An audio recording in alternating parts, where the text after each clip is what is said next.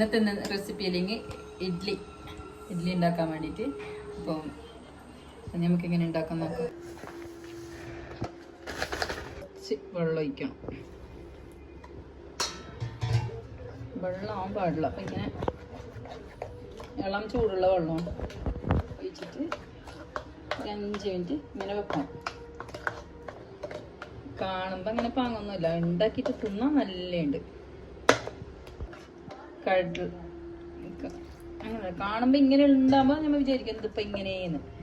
ഉണ്ടാക്കിയിട്ടാകുമ്പോൾ നല്ല രസമുണ്ട് തിന്നാൻ. മസാലയുണ്ട്, കറിവേപ്പില, പിന്നെ കടല എന്തെല്ലാം ഇട്ടിട്ട് നല്ല ഉപ്പും എല്ലാം മിക്സ് ആയിട്ടുള്ള മസാല ഇഡ്ഡലി, റവ ഇഡ്ഡലി. 10 മിനിറ്റ് അങ്ങനെ വെക്കാം. 10 മിനിറ്റ് കഴിഞ്ഞിട്ട് നമുക്ക് പാത്രത്തിലാക്കിയിട്ട് അപ്പച്ചമ്പൽ വെച്ചിട്ട് വേവിക്കാം. എണ്ണ വറ്റി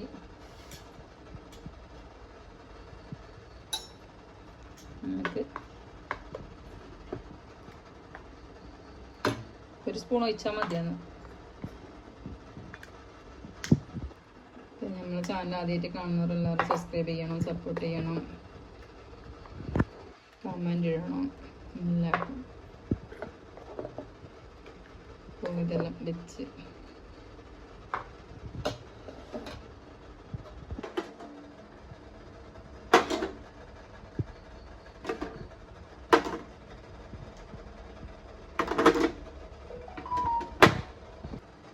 എല്ലാം വെച്ചിട്ട് നമുക്ക് മൂടി വെക്കാം. മൂടി വെച്ചിട്ട് 2 മിനിറ്റ് 10 മിനിറ്റിനുള്ളിൽ വെന്ത് വെക്കുന്നുണ്ട്.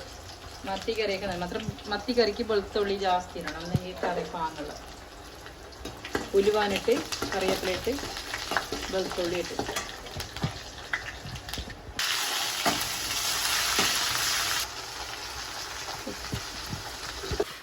മല്ലിപ്പൊടി, മുളക് പൊടിയെല്ലാം ഇട്ട് നല്ല മത്തീൻ്റെ മഞ്ഞ തന്നെ. പണ്ടെല്ലാം ചില കർക്കിടക മാസത്തിലൊക്കെ മത്തീൻ്റെ മഞ്ഞ തന്നെയാണ്.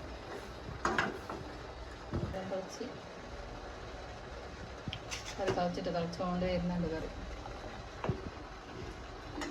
അപ്പായും ഇതാ ഇഡ്ഡലി നല്ല പൊങ്ങിട്ട് വന്നിട്ടുണ്ട്. നല്ല മസാല ഇഡ്ഡലി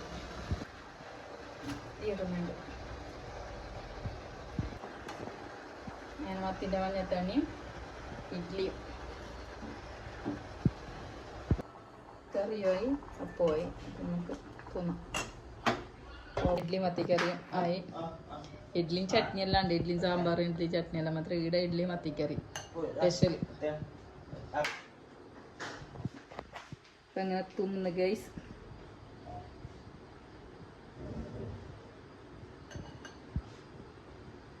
ഇപ്പോൾ ഇഡ്ഡലിയും മത്തിക്കറിയും ഒന്നുണ്ട്. എല്ലായിടത്തും ഇഡ്ഡലിയും ചമ്മന്തി സാമ്പാർ ഇങ്ങനെയെല്ലാം ഉണ്ടാവല്. ഇത് കിട്ടുവാണോന്ന് അറിയാലോ. ഈ പൊടി കിട്ടുവാണെങ്കിൽ എല്ലാവരും ഉണ്ടാക്കി നോക്കി. പെട്ടെന്ന് ഉണ്ടാക്കാൻ പറ്റും, അത്ര പണിയൊന്നുമില്ല. പിന്നെ ഷുഗറെല്ലാം ഉള്ള ആൾക്ക് നല്ല റവൻ്റെ ഇഡ്ഡലി അല്ലേ, അതുകൊണ്ട് നല്ലത്. അപ്പോൾ ഇന്നത്തേക്ക് ഇത്ര മാത്രം. എല്ലാവരും സബ്സ്ക്രൈബ് ചെയ്യണം, സപ്പോർട്ട് ചെയ്യണം. ഇന്നത്തേക്ക് ഇത്ര മാത്രം. Bye bye.